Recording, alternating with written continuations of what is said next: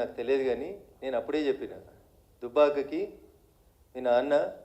మీ అన్నతో పాటు సిద్దిపేట జిల్లాకి ఇన్ఛార్జి మంత్రిగా ఉన్నటువంటి హరీష్ రావు అనేట ఆయన చేసిన అన్యాయం అంతా ఇంత కాదని నేను 100 సార్లు చెప్పిన. దుబ్బాకకి అన్యాయం జరుగుతుంది, వచ్చిన ప్రతి రూపాయి అయితే గజ్వేల్ పోతుంది, లేకపోతే సిరిసిల్ల పోతుంది, లేకపోతే సిద్దిపేటకు పోతుంది, మధ్యలో దుబ్బాకకు అన్యాయం జరుగుతుందని దుబ్బాక నియోజకవర్గ ప్రజలు 100 సార్లు చెప్పిండ్రు. మీరు ఇవాళ అదే మాట కొత్తగా చెప్తూ దానివల్లనే ఏదో జరిగింది అన్నట్టు చెప్తా ఉన్నారు. అది నిజం. ఆ రోజు నేను మాట్లాడితే టీఆర్ఎస్ మీద ఏదో రఘునందన్ రావు కోపంతో మాట్లాడిందని అనుకున్నారు. But it is a fact. Dubbaka నియోజకవర్గానికి అన్యాయం జరిగింది అంటే టీఆర్ఎస్ పార్టీ నాయకులు, గౌరవనీయులు, అప్పటి మా జిల్లా మంత్రి హరీష్ రావు గారి వల్ల జరిగిందని నేను ఎన్నికల సందర్భంగా చెప్పిన, ఎన్నికల తర్వాత చెప్పిన. దుబ్బాక ప్రజలు ఇప్పటికైనా దయచేసి దాన్ని అర్థం చేసుకోవాలని చెప్పి కోరుకుంటా ఉన్నాను. ఇది 100% నిజం. దుబ్బాక ప్రజలు మార్పు కోరుకున్నారు. మీ కుటుంబ పాలన వద్దనుకున్నారు, మీ అవినీతి పాలన వద్దనుకున్నారు, దుబ్బాక నియోజకవర్గం మీద హరీష్ రావు గారి పెత్తనం వద్దనుకున్నారు. అందుకనే దుబ్బాక ప్రజలు స్వచ్ఛంగా మనస్ఫూర్తిగా ఓటేస్తే రఘునందన్ రావు గెలిచిండు తప్ప ఎవరి దయా దాక్షిణ్యాలతో రఘునందన్ రావు ఆ ఉప ఎన్నికలలో గెలవలేదు. 100% దుబ్బాక నియోజకవర్గ ప్రజలు మార్పు కోరుకున్నారు. హరీష్ రావు గారు దుబ్బాకకు చేస్తున్నటువంటి అన్యాయానికి వ్యతిరేకంగా రఘునందన్ రావు కొట్లాడగలుగుతాడు అని విశ్వసించారు కాబట్టే నాకు ఓటేసిరు తప్ప ఇంకొకటి కాదు. ఇక మీ కుటుంబ పంచాయతీలో మా పేర్లు, అందరి పేర్లు కూడా మీరు మాట్లాడుకుంటూ పోయినారు.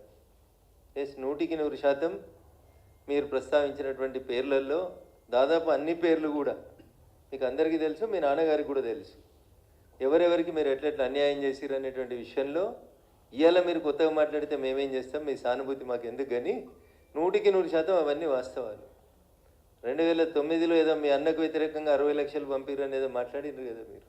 ఇవన్నీ పాత చరిత్రనే. కొత్త చరిత్ర నాకు ఎమ్మెల్సీ ఎన్నికలలో 2009లో మహాకూటమి అభ్యర్థిగా ఇస్తే అప్పటి జిల్లా పార్టీ అధ్యక్షునిగా నన్ను ఎవరు ఓడగొట్టినో కూడా నేను పార్టీ అధ్యక్షుడైనటువంటి గౌరవనీయులు చంద్రశేఖరరావు గారికి చెప్పిన.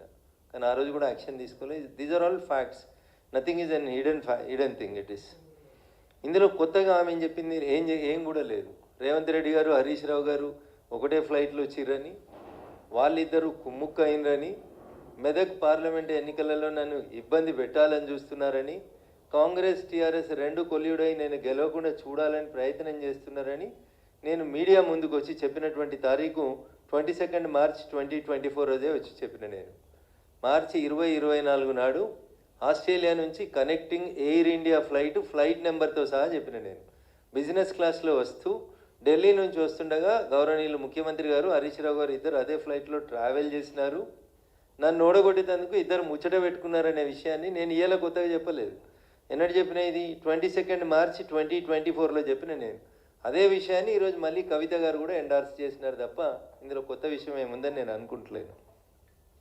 2-3 సార్లు వాళ్ళు దుబ్బాక ఎన్నిక రఘునందన్ రావు అనే మాట తీసినారు కాబట్టి నేను ఈ విషయాలు చెప్తా ఉన్నాను తప్ప మాకు ఆ విషయాల గురించి, వాళ్ళ పార్టీ వ్యవహారాల గురించి, వాళ్ళ పంచాయతీల గురించి, వాళ్ళ కుటుంబం గురించి, వాళ్ళ కుటుంబ పంచాయతీల గురించి మేము మాట్లాడదలుచుకోలేదు. మేము ప్రజల కోసం పనిచేస్తాం.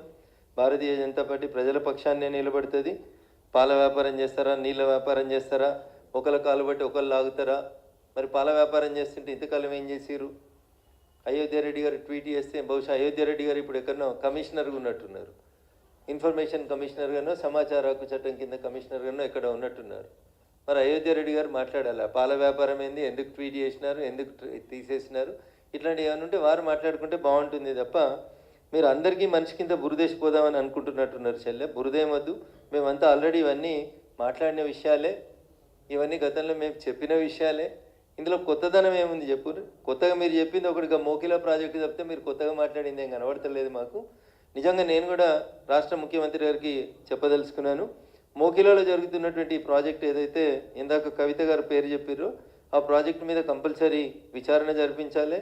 దాంట్లో ఉన్న లాక్యునాస్ ఏంది అనేది చూడాలి. ఆ మోకిలా ప్రాజెక్టుకి సంబంధించి అనుమతులేంది, డబ్బులేంది, ఈ పోచంపల్లి శ్రీనివాసరెడ్డి అనేటువంటి ఎమ్మెల్సీ ఏడికేలో చేడ శ్రీమంతుడు అయిండు, నవీన్ రావు అనేటువంటి ఎమ్మెల్సీ అవకతవకలేంది, వీటి మీద రాష్ట్ర ముఖ్యమంత్రి గారు, ఏసీబీ డీజీ వెంటనే చర్య తీసుకోవాలి. ఇట్లా అడ్డగోలుగా సంపాదించుకొని పైసలతోటి ఇష్టం ఉన్నట్టు చేసుకుంటూ పోతున్నటువంటి ఈ సామ్రాజ్యాన్ని విస్తరించుకునేటువంటి కార్యక్రమాన్ని బంద్ చేసేయాలి.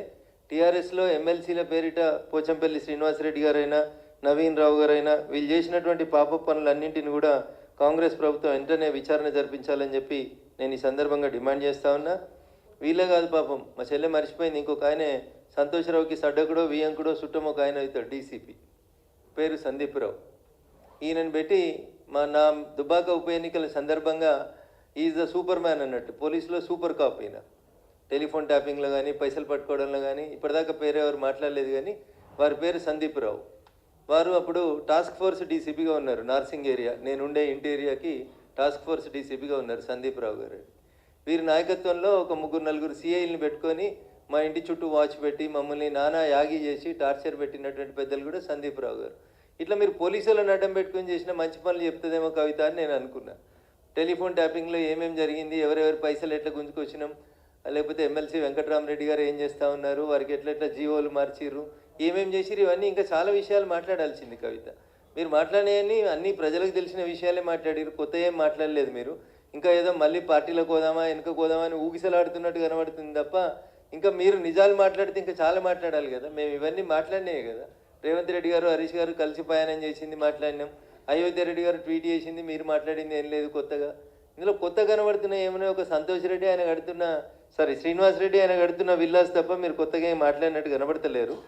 కాబట్టి కవిత ఇంకా వేరే విషయాలు మాట్లాడితే బాగుంటుండే. ఇంకా టానిక్ మీద ఎఫ్ఐఆర్ చిన్న విషయం అది.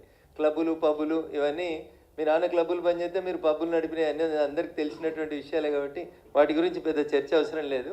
కానీ కవిత చెప్పినటువంటి మాటలలో టీఆర్ఎస్ పార్టీ అంతా కూడా అవినీతి పునాదుల మీద విస్తరించబడింది. మా ఎమ్మెల్సీలు ఒక్కొక్కరు 1000 కోట్లకు ఎదిగినరు, 750 కోట్లతోటి వెంచర్ చేస్తున్నాడు ఒక ఎమ్మెల్సీ అంటే అర్థం చేసుకోవాలి మనం ఎంత ఎదిగినారు. నవీన్ రావు గారి అక్రమాలకైతే ఇక అడ్డు అదుపు లేదు. ఆయన చేసినటువంటి అడగోల ఆక్రమణలకి, కూకట్పల్లి పరిసర ప్రాంతాల్లో ఆయన చేసినటువంటి జీవోలకి, వీళ్ళు మార్చిన జీవోలకి, ఇంకా చాలా జీవోలు ఉన్నాయి. చెల్లె మాట్లాడాల్సిన జీవోలు ఏంటంటే కన్జర్వేషన్ జోన్లను ఎట్లా మార్చిచ్చిర్రు మున్సిపల్ శాఖ మంత్రి గారు, అవి మాట్లాడాలి చెల్లె. ఇంకా చాలా విషయాలు మాట్లాడాలి. వాళ్ళ ఎమ్మెల్సీల అవినీతి గురించి మాట్లాడాలి. ఒకటే రోజు కాబట్టి కొంచెమే మాట్లాడిందని అనుకుంటా ఉన్నాను నేను. మళ్ళీ ఎపిసోడ్లో ఇంకా బాగా మాట్లాడాలని కోరుకుందాం. ఖచ్చితంగా టీఆర్ఎస్ పార్టీ పెద్దలు చేసిన అవినీతిని ఎంత కవిత బయట పెడితే బాగుంటుందని నేను మనస్ఫూర్తిగా కోరుకుంటాను. Thank you.